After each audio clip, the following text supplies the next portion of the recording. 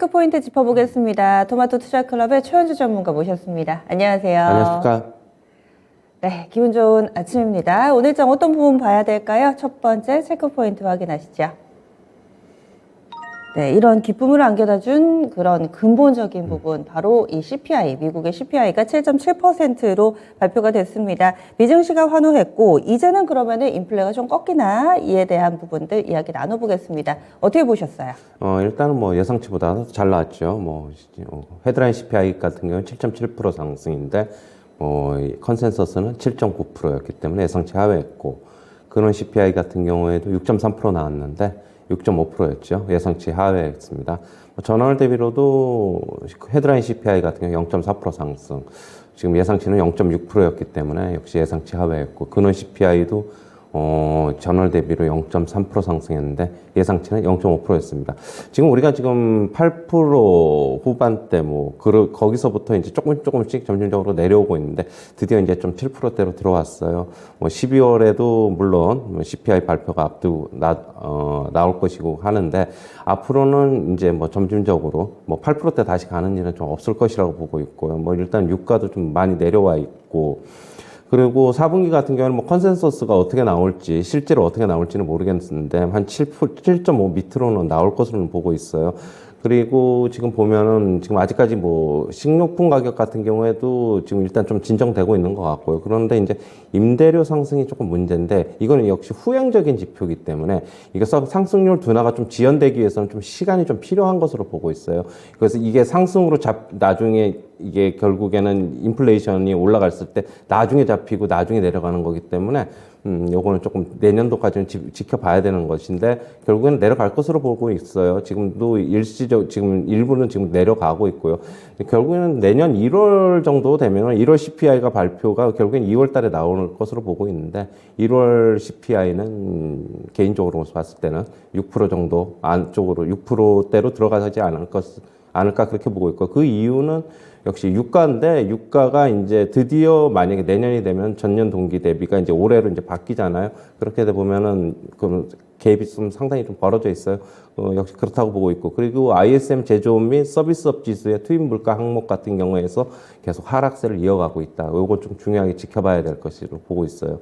어제 미국 시장 폭등했는데 물론 CPI가 잘 나와서 그런 것도 있고, 지금 CPI를 비관적으로 보는 측에서 공매도를 해놨는데 쇼커버닝이 상당 부분 좀 들어가면서 매수가 매수를 푸는 것으로 보고 있어요. 미국 시장 같은 경우에는 연말까지 랠리 충분히 가능하다, 내년 초까지도 개인적으로 가능하다라고 보고 있고, 일단 S&P 500 4,100, 4,150 거기가 조금 저항이 있는데 거기를 넘는지 좀 체크해봐야 될 것으로 보고 있고요. 미국 시장 하루 조정 이 정도 조정은 나타날 수 있다 그렇게 보고 있지만은 계속적으로 랠리 펼쳐질 것으로 보고 있고, 그리고 미국 시장에서 지금 쇼커버링이 들어오면은 장중 조정으로 미국 시장도 끝날 수가 있다라고 보고 있습니다. 그리고 반도체 지수가 어제 필라델피아 반도체 지수 10% 넘게 폭등했는데 역시 내년도에 실질적인 중요한 업황은 반도체가 아닐까 그렇게 보고 있어요. 2차 전지는 워낙 성장세가 좋기 때문에 계속적으로 성장을 이어간다고 하더라도 주가는 어느 정도 반영돼 있다. 그럼 앞으로 턴어라운드 할 주식 업종 같은 경우는 반도체를 주요 종목으로 업종으로 좀 지켜봐야 되지 않느냐 그렇게 보고 있습니다. 미국에서도 다음 주에 엔비디아 실적이 발표될 것으로 알려지고 있는데 AMD가 상당 부분 실적이 안 좋았는데도 상승을 하는 만큼 엔비디아도 실적이 안 좋게 나와도 오히려 상승할 것이다. 그렇게는 보고 있습니다.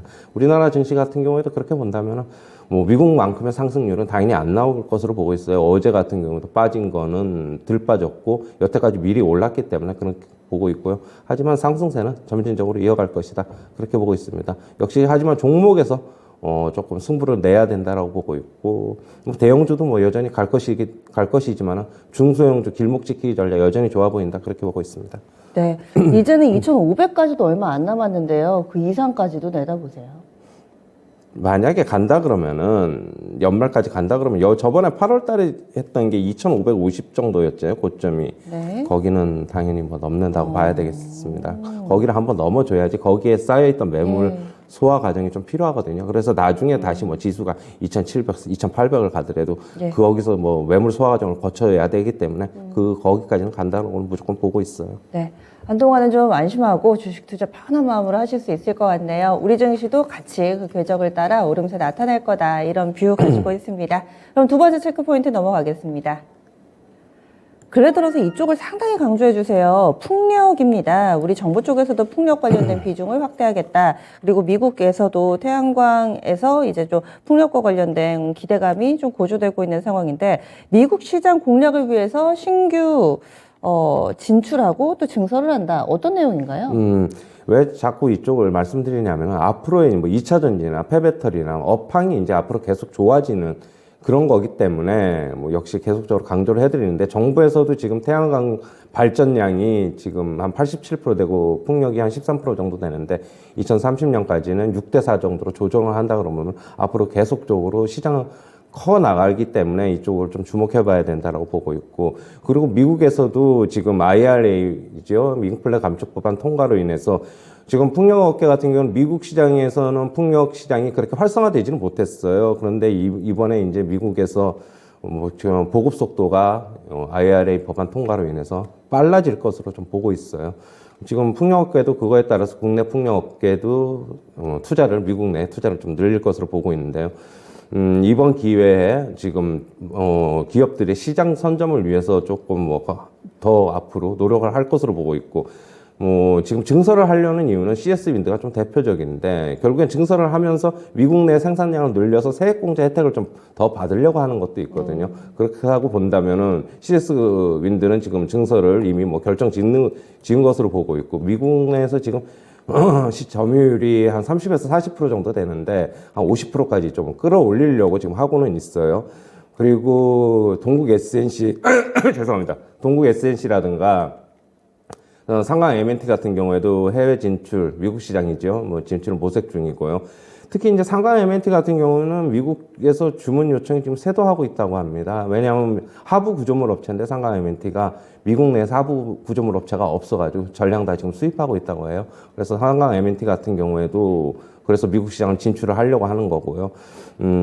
역시 뭐 관련주로는 뭐 CS 윈드, CS 베어링, 동국 SNC, 상강 M&T 등이 있는데 하나하나 좀 차트 좀 잠깐 볼게요. CS 윈드 어제 이제 뭐 윗꼬리가 좀 달렸는데 어제 시장이 좀 안 좋았던 만큼 오전에 상승했다가 오후에 하락폭을 늘려가면서 같이 조금 꼬리가 달렸는데, 저는 뭐 이게 지금 고점이라고 당연히 생각하지 않습니다. 지수도 더 갈 수 있고 종목도 당연히 더 간다라고 보고 있고요. 동국 SNC도 마찬가지입니다. 어제 뭐 꼬리 달면서 음봉 나왔지만 상강 M&T보다는 오른 게 없어요. 그러면은 후발주자로 역시 주목해봐야 된다라고 보고 있고, 그다음에 상강 M&T인데 제가 이 회사 같은 경우에는 앞으로 실적이 상당 부분 많이 개선이 될 거예요. 그런데 주가는 못 간다? 그러면 그냥 묻어놔도 결국에는 뭐 3만 원대는 가지 않겠나? 저는 그렇게 보고 있습니다. 네, 그래서 풍력 관련 종목군들 관심 갖자 의견 주시네요. 오늘은 추천주 보기에 앞서서 목표가 도달 종목 리뷰하겠습니다. 일주일밖에 안 됐는데 큰 수익 안겨준 롯데케미칼. 이 종목이 지난 11월 초쯤에 11월 2일에 추천이 돼가지고요. 어제 목표가에 도달했습니다. 15만 원대 중반에 사서 18만 원 선 부근에서 이제 목표가 도달 나왔고요. 16% 수익입니다. 롯데케미칼 향후에는 어떤 전략 필요할까요?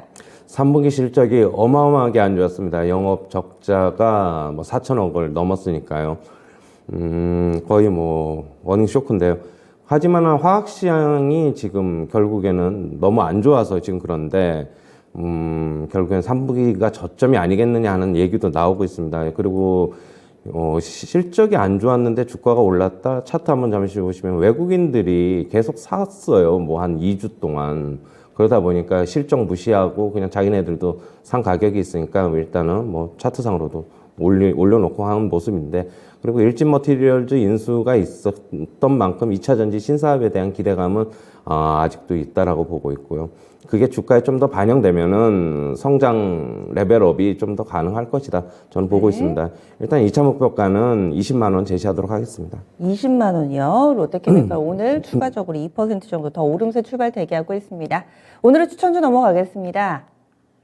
오늘은 제약바이오 가져오셨어요. SK바이오팜 추천 이유와 가격 전략 간략하게 알려주세요. 네, SK바이오팜 미국에서 이제 죄송합니다. 뇌전증 신약이라고 하는 세노바메이트가 판매를 호조를 기록하고 있습니다. 그리고 어제 실적을 발표했는데 3분기에 적자폭이 축소가 됐죠.